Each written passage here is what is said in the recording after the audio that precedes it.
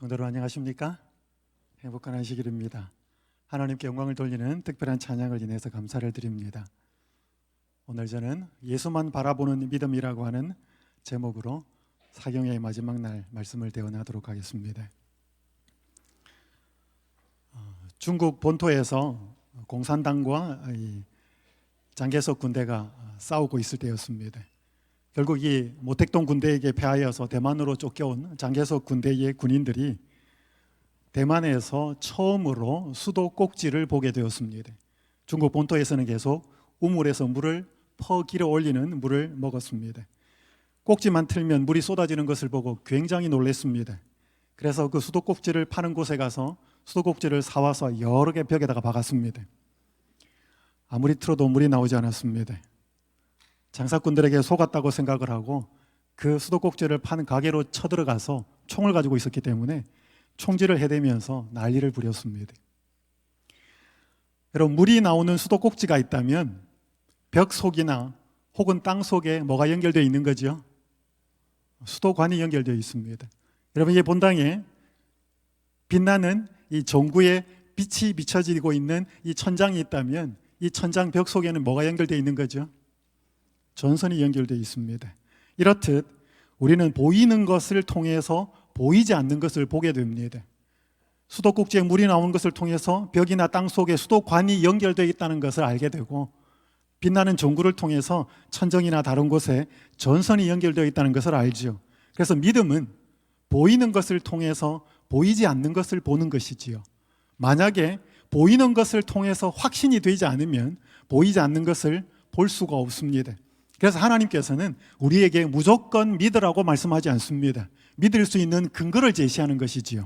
그것을 통해서 다 보여주지 않아도 우리는 믿음으로 믿을 수가 있는 것입니다.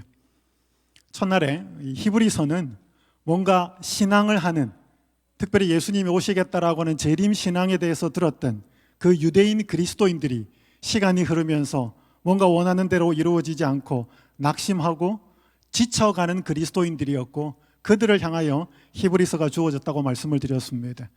그 상황은 우리 재림신자와 별로 다르지 않습니다. 재림을 기다리고 뭔가 열심히 신앙한 이 신앙이 조금씩 시간이 흐르면서 지쳐가고 있는 재림신자들이 많기 때문에 그렇습니다. 바울은 그의 메시지를 이어가면서 히브리서 10장의 끝부분에 도달했을 때 분명히 약속된 예수 그리스도는 다시 오실 것이다 라고 언급을 하면서 의인들은 믿음으로 꼭 살아야 한다 라고 말씀하면서 그 유명한 히브리서 11장으로 청중들을, 독자들을 인도합니다. 히브리서 11장 1절은 이렇게 말씀합니다. 믿음은 바라는 것들의 실상이요 보이지 않는 것들의 증거니. 제가 이 말씀을 여러 개 설명하기는 시간이 많지 않고요, 아까 말씀드린 것처럼 이 말씀은 하나님께서 약속하신 것이 확실히 이루어질 것이라고 하는 것을 믿는 것, 그런 의미입니다. 그러면서 이제는 선진들, 믿음의 조상들을 예를 들고 자신들과 비교를 하면서 마지막은 이 히브리서의 저자인 바울은 믿음의 조상들의 삶으로 우리를 인도했다가, 독자들을 인도했다가 거기서 마무리를 하지 않고 믿음의 주에 온전케 하시는 예수 그리스도로 독자들을 인도하고 있습니다. 저는 오늘 이 본문을 통해서 세 가지 믿음에 대해서 좀 살펴보도록 하겠습니다. 먼저 첫 번째는 결과가 있는 믿음입니다.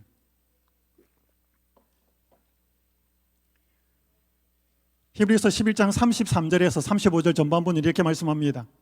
그들은 믿음으로 나라들을 이기기도 하며 의를 행하기도 하며 약속을 받기도 하며 사자들의 입을 막기도 하며 불의 세력을 멸하기도 하며 칼날을 피하기도 하며 연약한 가운데 강하게 되기도 하며 전쟁에 용감하게 되어 이방 사람들의 진을 물리치기도 하며 여자들은 자기의 죽은 자들을 부활로 받아들이기도 하며.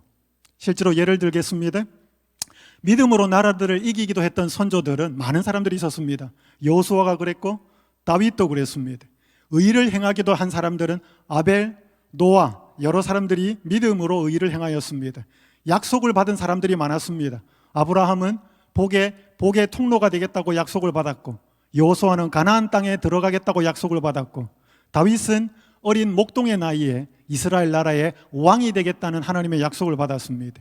예레미야는 남방 유다가 비참하게 멸망되는 때에 70년이 차면 그의 백성들이 다시 포로에서 회복이 되어서 고국 땅으로 돌아오겠다는 여러 크고 작은 약속들을 하나님으로부터 믿음으로 받게 되었습니다. 어떤 사람들은 사자들의 입을 막는 경험을 하게 되었습니다. 삼손이 그랬고 다윗이 그랬고 사자굴에 들어간 다니엘이 그랬습니다. 불의 세력을 멸하기도 하였습니다. 사드락과 메삭과 아벳느고는 금신상에 절하지 않았을 때 그들이 풀무불에 들어갔지만 하나님께서는 믿음으로 들어간 그들의 상황 속에서 불의 세력이 그들을 건드리지 못하게 하였습니다. 칼날을 피하기도 하였습니다.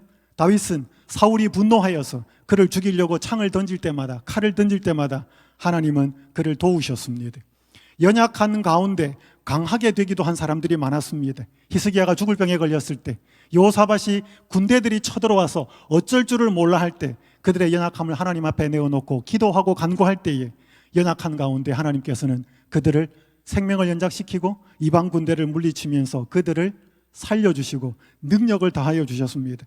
어떤 사람들은 전쟁에 욕망하게 되어서 이방 사람들의 진을 물리치기도 하였습니다. 여호수아와 갈렙이 그렇게 하였고 의심 많았던 기드온이 그렇게 하였고 다윗이 그런 경험을 하였습니다. 여자들은 많은 경우에 자기의 죽은 자들을 부활로 받아들이기도 하였습니다.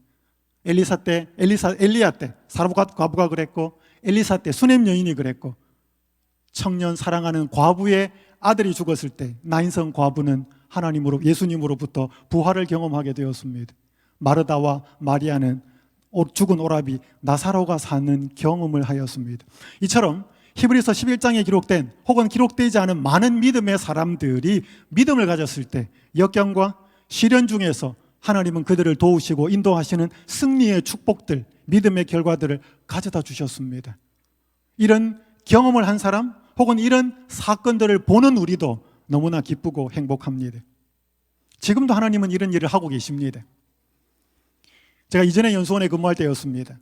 한 안식일에 서울에 계신 한 성도님이 연수에 참석하셨다가 이런 간증을 하는 것을 듣게 되었습니다. 교회가 온 힘을 모아서 건축을 하기로 헌금을 작정하고 이제 건물을 짓고 있는데 바로 그 옆에 있는 한 주민이 끊임없이 그 교회를 짓는 것을 방해하였다고 하였습니다. 그래서 너무 골치가 아팠대요. 그래서 말로도 찾아가서 이야기도 하고 아무리 해도 안 된다는 것입니다. 이분이 기저귀와 물티슈를 만드는 사업을 운영하는데 돈이 많았나 봐요. 자기의 재산이 100억대가 넘는데 내 이 전 재산을 다 들여서라도 당신들이 교회를 짓는 일은 막을 것이다. 그러니까 이 교회가 너무나 힘들어서 성도들이 모여서 늘 합심하여서 기도하고 개인적으로 기도하고 그렇게 했다고 했습니다. 그러던 어느 날 하나님께서 간절히 이 성전을 건축하는 일에 개입해달라고 기도를 드렸는데 어느 날 이 사람의 반대가 누그러지기 시작하였습니다. 나타나지도 않았습니다. 알고 보니 나중에 어떻게 되었는지 사연을 확인해 보니까 물티슈와 기저귀를 만드는 회사들에게 정부에서 일제히 감사가 들어간 것입니다. 이게 왜 감사가 들어갔나 확인을 해보니까 여러분 한때 대한민국에 시끄럽게 했던 한 사건이 있었습니다. 가습기 살균제로 인해서 피해되는 사건들이 굉장히 많았습니다. 그래서 폐해가 어떻게 그렇게 해서 그러한 피해를 조사하는 과정 속에 가습기 살균제와 비슷한 뭔가 이렇게 기저귀라든지 티슈라든지 뭔가 비슷한 동종 내지는 비슷한 업종에 있는 그 사람들의 어떤 제품들에도 문제가 없는지 국가에서 조사가 들어간 것입니다. 그러면서 이 사람이 경영을 깨끗하게 하지 않았던 것 같아요. 그래서 엄청난 이제 세금과 내지는 어떤 어려움을 당하면서 이 사람이 더 이상 교회를 건축하는 일에 방해할 여력이 없이 그 교회가 잘 건축이 되었다는 그분의 간증이었습니다. 여러분, 하나님의 사업을 방해하려고 애를 쓰는 사람은 잘 될 수가 없습니다. 왜냐하면 하나님이 살아계시고 하나님이 직접 자신의 교회를 붙들고 인도하시기 때문에 그렇습니다. 우리는 이런 간증을 듣고 이런 살아있는 믿음의 축복의 결과들을 들으면 얼마나 행복한지 모릅니다. 여러분, 그런데 믿음을 가진 사람들이 언제나 이런 결과들, 축복의 결과들, 승리의 결과들을 누리고 경험하는 것은 아닙니다. 결과가 없는 믿음도 있습니다. 히브리서 11장 35절 뒷부분부터 38절까지는 이렇게 말씀합니다. 또 어떤 이들은 더 좋은 부활을 얻고자 하여 심한 고문을 받되 구차히 풀려나기를 원하지 않았으며, 또 어떤 이들은 조롱과 채찍질뿐 아니라 결박과 옥에 갇히는 시련도 받았으며, 돌로 치는 것과 톱으로 켜는 것과 시험과 칼로 죽임을 당하고 양과 염소의 가죽을 입고 유리하여 궁핍과 환난과 학대를 받았으니, 이런 사람은 세상에 감당하지 못하는 일에 그들이 광야와 산과 동굴과 토굴에 유리하였느니라. 믿음은 반드시 원하는 축복의 결과들을 가져오는 것만은 아닙니다. 결과가 없는 것처럼 믿음이 보일 때도 있습니다. 또 어떤 이들은 더 좋은 부활을 얻고자 하여 심한 고문을 받되 구차히 풀려나기를 원하지 아니하였던 상경의 사람들이 있습니다. 침례요한이 대표적 그런 인물이었습니다. 또 어떤 이들은 조롱과 채찍질뿐 아니라 결박과 옥에 갇히는 시련도 받았습니다. 요셉이 그랬고 예레미야가 그랬고 바울과 실라가 빌립보에 가서 전하면서 그렇게 모욕을 받고 했습니다. 요한이 밤모섬에서 그렇게 떨어져서 옥에 갇히는 경험, 시련, 사람들의 안 좋은 소리를 듣게 되었습니다. 돌로 치는 것을 당한 사람은 스데반, 많은 믿음의 조상들이 그렇게 했습니다. 톱으로 켜는 것, 교회의 역사에 의하면 이사야는 므낫세에 의해서 톱으로 켜짐을 당해서 죽었다라고 그렇게 알려져 있습니다. 시험과 칼로 죽임을 당하고 침례요한은 목베임을 당했고 사도 야고보는 갇힌 칼에 죽음을 당했습니다. 양과 염소의 가죽을 입고 유리하여 궁핍과 환난과 학대를 받는 수많은 사람들, 엘리야 혹은 다윗, 많은 믿음의 사람들, 그 이후에 역사에서 기록되지 않은 수많은 사람들이 하나님을 향하여 굳건한 믿음을 가졌음에도 불구하고 하나님의 살아계시는 축복의 결과들을, 승리의 경험들을 하지 못할 때도 많았다는 것입니다. 우리는 이제 이런 상태가 되면 믿음의 시험이 될 가능성이 높습니다. 제가 목회했던 한 교회에 신실한 장로님이 계셨습니다. 그의 사랑하는 딸이 암에 걸렸습니다.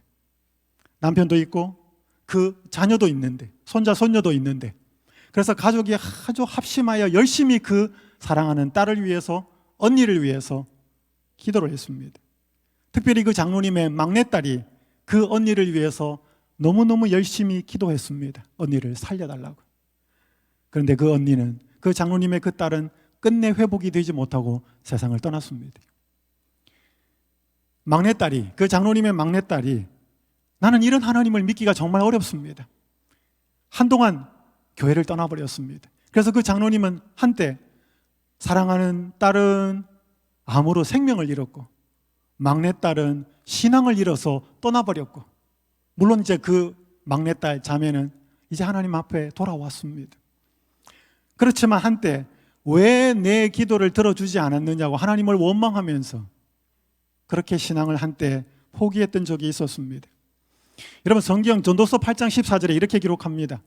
세상에서 행해지는 헛된 일이 있나니 곧 악인들의 행위에 따라 벌을 받는 의인들도 있고 의인들의 행위에 따라서 상을 받는 악인들도 있다는 것이라. 내가 이르노니 이것도 헛되도다. 이 전도자가 세상의 형편을 보니까 헛된 게 너무 많은데, 악인이면, 나쁜 짓 하는 사람이면 나쁜 결과로서 벌을 받거나 잘 안 돼야 되는데 의인들이 받는 축복의 결과들을 받는 것 같고, 어떤 의인들은, 믿음으로 신실하게 사는 사람들은 악인들이 받아야 될 결과들을 받는 사람들을 많이 보았다는 것입니다. 이게 어떻게 이해를 할 수 있느냐는 것이죠. 여러분, 이 악인들이 받는 그 행위의 온전함을 다 받으신 분은 바로 예수 그리스도였습니다. 그분은 의인이셨지만, 완벽한 의인이셨지만 세상에 어떤 악인들이 받을 수 없는 처분을 그분께서는 받으신 것이죠. 여러분, 이런 때 우리는 믿음을 계속 가지고 있어야 할까요? 어떻게 이 믿음을 이런 상태에서도 유지를 할 수 있을까요? 제가 목회하던 교회에 제가 떠나고 나서 한 자매가 그 학교 다닐 때의 경험을 이야기한 것을 제가 영상으로 좀 보게 되었습니다. 이 자매는 여러분들도 아실 수 있는 자매입니다. 신실한 목사님의 딸이고요. 의대에 다닐 때 일이었습니다. 안식일에 시험이 종종 있었고 늘 기도하면서 교수님을 찾아가서 안식일 다른 날에 아닌 외의 날에 도움을 구하면서 그렇게 근근히 수업을 진행하고 있었습니다. 그런데 어느 학기에는 한 교수님이 무조건 토요일 시험을 보아야 한다고 강경하게 주장을 하였습니다. 또 기도하면서 찾아가고 또 부탁을 하고 여러 번 그렇게 요청하였지만 그때마다 교수님은 번번이 묵살을 하였습니다. 이 여학생은 오랜 시간 동안 기도하고 자신의 상황을 돌아보고 기도하고 최종적으로 교수님에게 이런 메일을 보냈습니다. 교수님, 저는 여기서 의학의 길을 포기하게 되더라도 안식일에 시험을 치지 않겠습니다. 언젠가 예배에서 부르던 나 무엇과도 주님을 바꾸지 않으리 라는 찬양이 제 삶의 간증이 되길 간절히 기도하며 교수님의 답을 기다리겠습니다. 여러분, 이것이 그 여학생이 보낸 교수님한테 마지막 이메일이었습니다. 여러분, 우리 나 무엇과도 주님을 바꾸지 않으리, 우리는 찬양하기는 쉬워요. 그런데 막상 내가 손해를 보고 그 예수님을 부여잡을 때 내 개인의 상황 속에 어려움이 닥치고 손실이 발생할 때에도 끝까지 이것을 고수할 것인가? 내가 안식일을 지키겠다고, 내가 안식일을 고수하겠다라고 그렇게 기도하고 나갔을 때 교수님이 그렇게 해라 라고 기도의 응답을 하나님께서 허락하신다면 얼마나 신나고 얼마나 믿음을 더 갖겠습니까? 그런데 그런 일이 일어나지 않을 때 이 여학생은 내가 의사가 되는 길을 포기하게 되더라도 나는 안식일에 시험을 치지 않겠습니다. 여러분, 우리가 어렵고 시련 중에 하나님께 기도했을 때 그 어려움 중에 도우시는 그 믿음의 축복들을 경험할 때 우리 하나님께 영광을 돌릴 수 있습니다. 그러나 그렇게 되지 않을 때, 그런 상황에서도 결과에 상관없이 끝까지 믿음을 고수할 때 어느 경우에 하나님께서 더 영광을 받으실까요? 어느 믿음이 더 온전한 믿음일까요? 오늘 하나님께서는 우리에게 믿음의 결과들의 축복을 해주시기를 원하십니다. 그럴 때가 많아요. 그러나 그렇게 하지 않을 때 오늘 하나님의 자녀들은 그들이 어떤 선택을 하는지 우리 하나님께서는 기대하는 바가 좀 다르다는 것이죠. 오늘 우리가 한번 좀 생각해 볼 필요가 있습니다. 이게 존 러스킨이라고 하는 영국의 사상가가 이런 글을 쓴 적이 있습니다. 햇빛은 달콤하고 비는 상쾌하고 바람은 시원하며 눈은 기분을 들뜨게 만든다. 세상에 나쁜 날씨란 없다. 서로 다른 종류의 좋은 날씨만 있을 뿐이다. 여러분, 흔히 어떻게 생각하셔요? 오늘 날씨 참 좋다. 여러분, 그건 어떤 날씨예요? 햇빛 쨍하고 쉽게 말해서 놀러 가기 좋은 날씨입니다. 운동하기 좋은 날씨. 그것이 우리의 모든 사람에게 보편적으로 좋은 날씨예요. 그런데 여러분, 농부가 열심히 수고해서 애를 써서 파종을 한 다음에 그 농부에게 제일 좋은 날씨는 뭐예요? 그 다음에? 그럼 비 오는 거예요. 내가 열심히 수고하고 파종한 다음에 하늘에서 충분하게 흡족하게 그 씨들을 적셔줄 수 있는 비가 오는 것이 그 농부에게는 최고 좋은 날씨입니다. 여러분, 그렇기 때문에 날씨가 좋다 안 좋다는 상황이나 사람에 따라 달라요. 만약에 파종을 열심히 해놨는데 계속 한 달이고 두 달이고 햇빛이 쨍한 날씨가 되면 그 날씨는 농부에게는 결코 좋은 날씨는 아니지요. 오늘 우리는 내 생각에 이것은 좋은 결과야, 이것은 안 좋은 결과야, 우리는 그렇게 판단합니다. 만약에 내가 원하는 바대로 기도의 응답이 이루어지고 믿음의 상황 속에서 결과들이 나타날 때 좋은 결과로 하나님이 인도하셨지. 그러나 하나님 보시기에는 그렇지 않다는 것이죠. 내가 원하는 결과가 일어나지 않는 것도 분명히 그 사람에게는 축복이라는 것입니다. 모든 날씨가 사람에게는 축복인 것처럼 세상에 나쁜 날씨는 없고 서로 다른 종류의 날씨만 있을 뿐이라는 것. 제가 만난 한 우리 성도님은 사랑하는 남편이 갑자기 암에 걸렸습니다. 시간이 얼마 그렇게 되지 않고 빨리 돌아가셨어요. 이분이 시조에 쓴 글을 제가 잠깐 읽어드리겠습니다. 우리 가족들은 이 상황을 어떻게 받아들여야 할지 어이가 없고 기가 막혀서 울기만 할 뿐이었대. 남편은 본인이 호흡곤란이 심해지고 마지막이 느껴지는지 유언을 하기 시작했대. 남편의 목소리는 힘이 없었고 숨이 찼대. 남편 얼굴에 귀를 가까이 대고 목소리를 들어야 했다. 유언은 자기는 예수님 재림하실 때 꼭 부활할 거니까 그때 다시 만날 수 있도록 믿음 생활 잘 하라는 거였다. 남편이 구원의 확신을 말하는데 너무 기뻐서 슬픔이 없어질 정도였다. 집에 돌아온 후 일주일 있다가 다시 혼수가 오고 1월 1일 눈을 감았다. 이제는 남편을 보낼 준비가 되었다. 눈 감은 남편을 바라보았는데 편안해 보였다. 예수님 재림 때까지 잘 쉬고 있다가 그때 건강한 몸으로 다시 만나요. 애들 마음도 편했다. 만약에 교통사고나 심장마비로 준비 없이 배우자를 보냈다면 진짜 힘들었을 것 같다는 생각이 든다.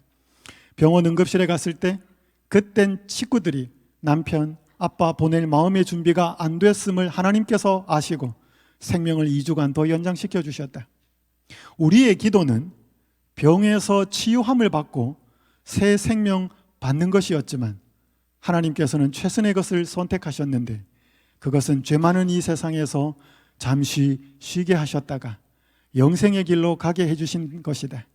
지금부터는 예수님이 저의 남편이 되어 주셔서 저를 잘 인도해 주실 것으로 믿고 감사드린다. 이 가족의 기도는 남편이요 아빠가 병에서 치유함을 받고 회복되는 것이었는데 하나님의 계획은 달랐다는 것이죠. 그러면 자기들의 계획은 축복이고 하나님께서 인도하시는 것은 축복이 아닌가? 그건 아니라는 것이죠. 오늘 우리가 믿음을 가지면서 내가 원하는 결과들이 나타나지 않을 때가 그 사람이 진짜 믿음이 있는지 없는지를 보여주는 결과입니다.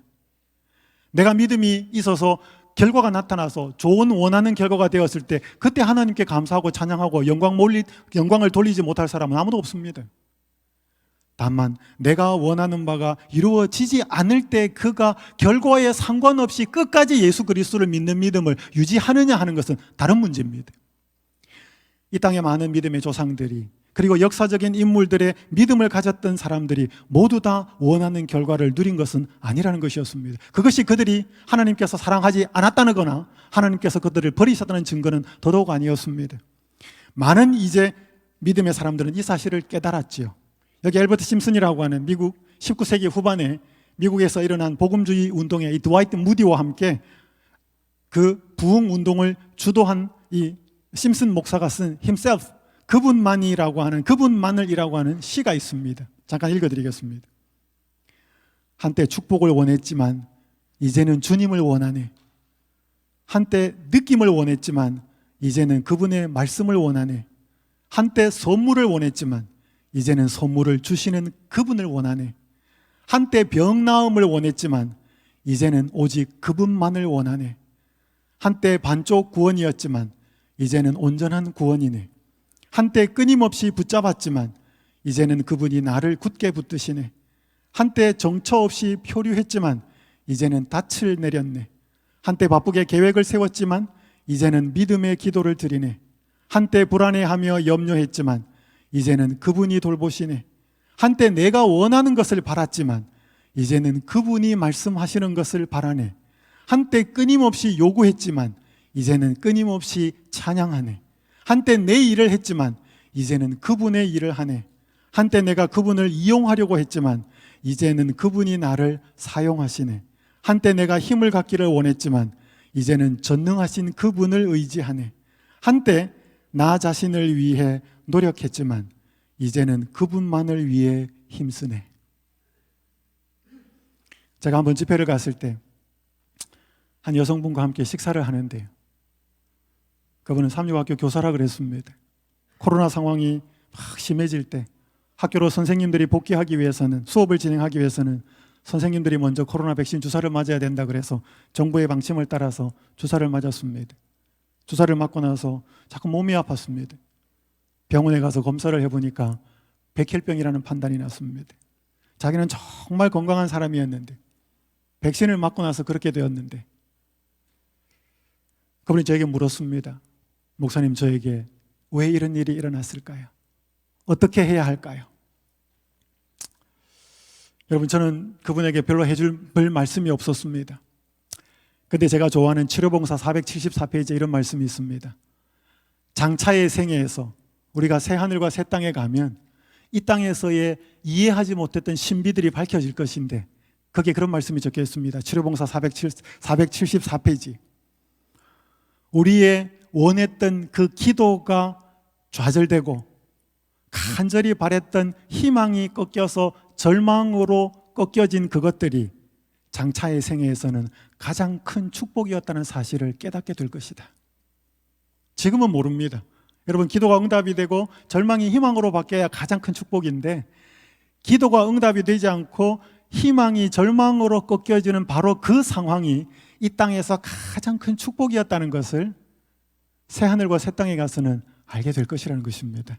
오늘 제가 안식일학교 시간에 여러분들의 그 영상이나 혹은 글로서 인사드리는 분들을 보면서 참 많은 분들이 아프시구나, 저분들이 얼마나 몸의 상황에서 건강하고 회복되기를 원하실까. 여러분, 그것은 너무나 당연합니다. 우리는 또 그 일을 위해서 하나님께 기도해야 되고요. 하지만 그때일수록 더 우리는 예수님을 간절히 붙잡아야 되는 상황이지요. 오늘 우리의 많은 믿음의 결과들이 있을 수도 있지만 우리의 믿음의 길을 먼저 걸어간 사람들의 삶 속에는 결과가 없을 때도 많았다는 것입니다. 다니엘의 세 친구들은 그리 아니하실지라도 결과에 상관없는 믿음을 가지는 그 믿음이 더 온전한 믿음이라고 하는 사실.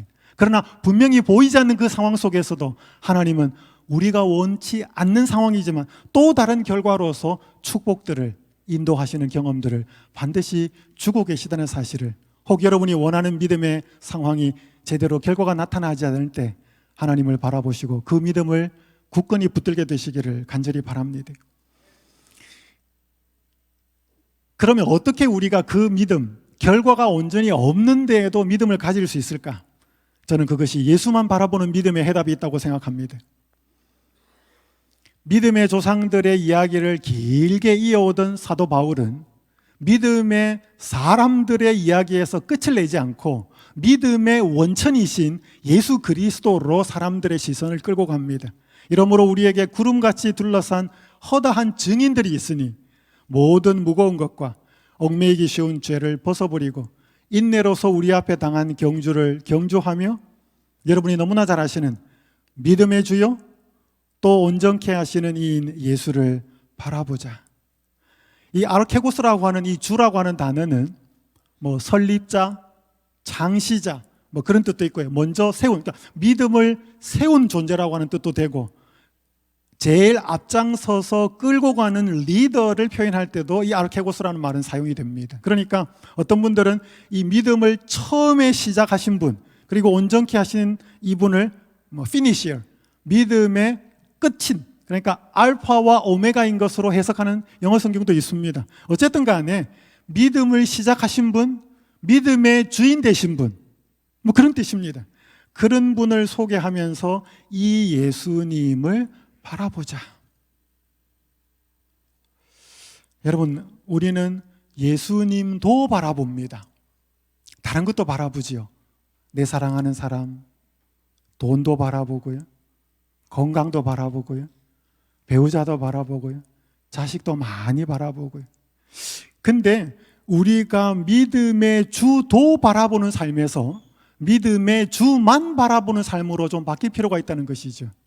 믿음의 주만 바라보면 우리는 다른 대상들을 바라볼 때 올바로 바라보게 됩니다. 그때는 내 자녀도, 내 배우자도, 내 친구도, 내 재물도 바라보는 태도가 달라지게 됩니다. 믿음의 주를 온전히 바라보게 되면 죄를 벗어버리게 되고 인내로 믿음의 경주를 경주하게 되고 삶이 피곤하고 낙심하지 않게 됩니다. 이것은 결과들이지요. 여러분, 예수님만 바라보는 믿음이 가능할까요? 예수님만 바라보면 결과가 이루어지지 않을 때에도 믿음을 포기하지 않을 수 있습니다. 그러나 예수님도 바라보다가 결과가 이루어지는 것을 관심을 갖고 믿음을 가진다면 원하는 결과가 이루어지지 않을 때, 생기지 않을 때 그 믿음이 약해지거나 믿음의 주이신 예수님을 떠날 가능성도 많다는 것입니다. 여러분, 예수님만 바라보는 믿음은 예수님을 가장 사랑할 때 가능해집니다. 여러분, 혹시 사랑에 빠진 젊은이들 보셨습니까? 그들의 눈은 늘 사랑하는 대상에 가 있습니다. 보고 의도적으로 보려고 하는 게 아니고 사랑하는 대상이 생기면 자꾸 눈이 그곳으로 가게 돼 있습니다.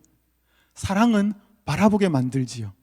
우리가 예수님도 바라보는 신앙에서 예수님만 바라보는 신앙으로 바뀌려면 예수님을 사랑할 수 있어야 합니다. 그저 사랑하는 것이 아니라 최고로 사랑할 수 있어야 합니다. 여러분, 왜냐하면 그저 사랑하는 것은 나중에 딴 길로 갈 수 있거든요. 여러분, 베드로가 예수님 사랑했습니까? 사랑했어요. 그런데 자기 생명에 위협이 닥칠 때 예수님을 부인합니다. 예수님 사랑 안 한 것이 아니에요. 사랑했지만 예수님을 최고로 사랑하지는 않았습니다. 자기를 더 사랑했죠. 자기 목숨을 더 사랑했죠. 그때는 부인했습니다. 여러분, 오늘 예수님은 자기가 우리의 삶의 중심에 제일 소중하고 최고의 자리에 앉기를 원하십니다. 여러분, 사랑하는 사람은 반드시 그 자리에 앉기를 원하지, 내가 누구를 사랑하는데 2순위, 3순위, 4순위 이렇게 밀리는 것을 원치 않습니다. 여러분의 사랑하는 배우자에게 여러분이 두 번째, 세 번째, 네 번째가 되시면 좋으시겠습니까? 여러분, 사랑은 그러지 않아요. 사랑은 언제나 가장 앞자리, 가장 중심의 자리를 원하게 되어 있습니다. 예수님이 그렇게 하시거든요. 여러분, 예수님에게 우리는 최고의 자리에 우리를 앉히시기 때문에 우리를 그렇게 사랑하는 예수님은 우리가 역시 그분을 그렇게 사랑해 주기를 기대하시는 것입니다. 그런데 우리는 자꾸 다른 대상이 들어오지요. 한 여인을 소개하고 마무리를 하겠습니다. 유방암 진단을 받은 한 여성이 있었습니다. 장로교에 약 10년 정도를 출석을 했는데 이름만 신자였습니다. 형식적인 신앙을 하면서 늘 불만이 있었습니다. 그 남편에 대한 불만이었습니다. 남편이 자기를 좀 더 온전히 사랑해주면 좋겠는데, 아이를 좀 온전히 더 사랑해주면 좋겠는데 남편은 그것이 늘 아니었습니다. 술이 우선이었고 친구가 우선이었습니다. 자주 이혼이라고 하는 단어를 생각하며 살았습니다. 그러다가 몸이 아팠습니다. 병원에 가서 검사를 했는데 암이라고 하는 진단을 받게 되었습니다. 그 결과를 받고 났을 때 화가 치밀어 올랐습니다. 내가 이렇게 된 것이 남편 때문이었다는, 남편 때문이라는 사실이 밀려왔습니다. 그렇게 하면서 살아야겠기에 항암 치료를 받던 중에 우리 재림교회와 연결이 되었습니다. 그러면서 장로교회 다닐 때 읽지 않았던 성경을 본격적으로 자세히 읽게 되었습니다. 성경을 깊이 읽어가면서 이전에 보지 않았던 자신의 모습을 보게 되었습니다. 그러면서 자기가 병이 난 것이 남편 때문이 아니고 자기 자신 때문이라는 것을 알게 되었습니다. 그러면서 남편을 미워했던 것, 남편을 이해하지 못했던 것, 남편을 사랑하지 못했던 것이 죄였다는 사실을 깨닫게 됩니다. 한 번도 그런 생각을 해본 적이 없습니다. 남편이 잘못하니까 미워해도 된다고 생각했습니다. 그녀는 자기의 잘못이 깨달아진 것으로 끝나지 아니하고 남편에게 잘못을 고백하기로 결심합니다. 회사에서 남편이 돌아왔습니다. 남편에게 이야기를 좀 하자고 하고 남편을 앞에 앉혔습니다. 그러면서 진심을 다해서 잘못을 고백했습니다. 여보, 나 당신 많이 미워했습니다. 술 때문에, 친구 때문에 그렇게 바깥으로 나돌아다닐 때 나 정말 화나고 당신이 미웠습니다. 당신이 운동 좋아하고 술 좋아하는 거 이해하지 못했습니다. 나는 그런 당신을 사랑하지 못했습니다. 여보, 내가 성경을 보니까 그것이 죄였다는 사실이 깨달아졌습니다. 사랑하지 못해서 미안했고, 이해해주지 못해서 미안했고, 미워해서 정말로 잘못했습니다. 진심을 다하여 남편에게 죄를 고백을 했습니다. 남편이 회사에서 퇴근해서 갑자기 얼떨떨한 상황이 되었습니다. 여러분, 보통 당신이 잘못이야 라고 죄를 지적하는 상황이 되면 사람들이 보호 본능에 의해서 자기를 방어하지만 상대방 쪽에서 자신의 잘못이라고 고백하고 나올 때 그때 상대방은 자기를 또 돌아보게 되죠. 자기가 돌아봐도 아무리 봐도 잘한 게 없거든요. 아니야, 내 잘못이야. 그러면서 그날 밤에 이 부부는 서로가 자기의 잘못을 고백하면서 울고 불고 하면서 화해를 하고 부부 사이가 회복이 됩니다. 근데 이 아내는 여기서 끝나지 않아요. 성경을 계속 읽어가는데 베드로전서 3장 1절에 가니까 아내들아, 남편들에게 순복하라. 이는 도를 순종치 아니하는 남편이라 할지라도 아내들의 말이 아니라 행위를 통해서 구원을 받게 하리라. 구원을 받게 하려 함이라. 그러니까 믿지 않는 남편의 구원이 아내의 태도에 달렸다는 사실을 깨닫게 됩니다. 그러면서 내가 이 말씀대로 순종해 보겠다. 내가 예수님 안 믿는 남편이지만 최선을 다해서 존중하고 존경하고 내가 순종해 보겠다. 결심을 하고 남편을 그렇게 대합니다. 근데 이분의 간증의 이야기를 들어보면 그렇게 결심하고 시간이 얼마 흐르지 않았을 때 자기 자신에게 놀라운 변화가 일어난 것을 고백했습니다. 그 고백은 바로 자신의 그 마음과 눈에 남편이 그렇게 사랑스럽게 보이더라는 것입니다. 한 번도 결혼을 하고 나서 남편이 그렇게 보인 적이 없는데 자기가 남편을 바라보면, 여러분 정말로 사랑해서 보는 눈빛이 있잖아요. 우리 보통 부모가 자식을 볼 때 배우자는 그렇게 잘 안 보더라고요. 정말로 마음에서 우러나와서 남편이 사랑스럽게 보인 것입니다. 이 여인이 처음 경험했다 그랬습니다. 그런데 그 눈빛과 그 시선이 내 눈빛이 아니고 내 속에 계신 예수 그리스도의 눈빛, 성령의 눈빛이었다는 것을 깨닫게 됩니다. 이게 예수님의 마음이구나. 내가 예수님을 멀리 떠나서 남편을 미워하고 그렇게 살 때도 예수님은 이렇게 나를 긍휼의 눈빛으로, 사랑의 눈빛으로 보고 계셨겠구나. 이 사실을 깨달으면서 그녀는 굉장히 신앙이 깊어집니다. 그러면서 마지막에 그녀가 간증의 고백의 표현이 뭐였는가 하면 이 말이었습니다. 하나님의 말씀에 순종하는 게 이렇게 행복하구나. 하나님의 말씀에 순종하는 게 이렇게 행복하구나.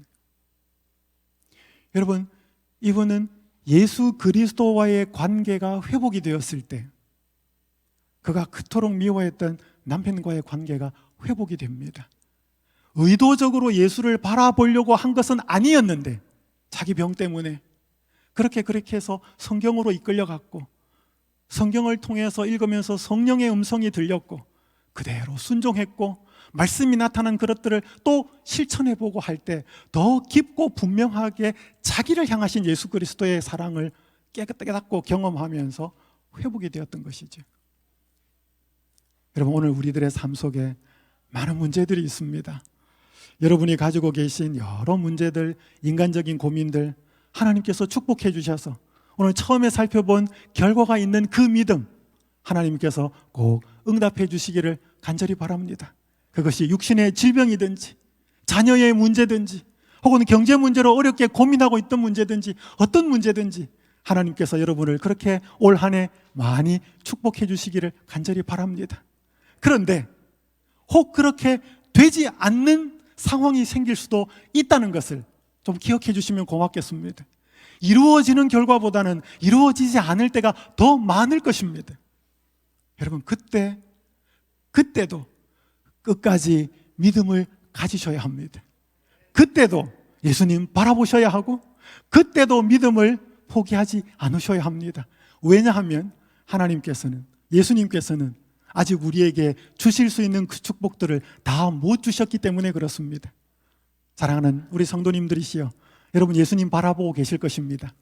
예수님도 바라보고 계실 것입니다. 그리고 그 시야에 너무나 많은 다른 사랑하는 보물들도 들어와 있을 것입니다. 요 한 가지 읽고 제가 마치겠습니다.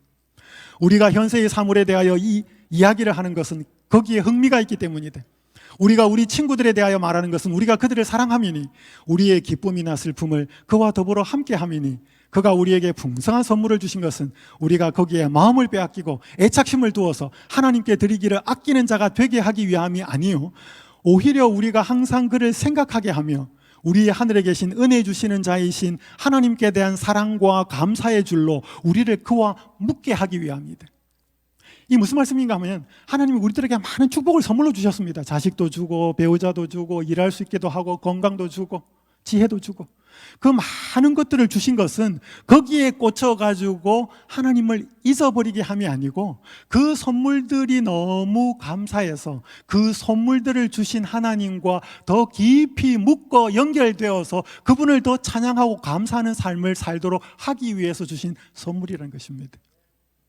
우리 2023년 또 한 해를 살아가시면서 선물이 너무 좋아서 선물에 마음을 빼앗기지 마시고 선물을 주신 그 예수 그리스도께 감사하면서 그 선물 때문에 예수님과 더 깊이 연결되는 축복된 한 해의 삶, 예수 그리스도만 바라보는 믿음을 갖고 살아가게 되시기를 간절히 바라면서 말씀을 마치겠습니다.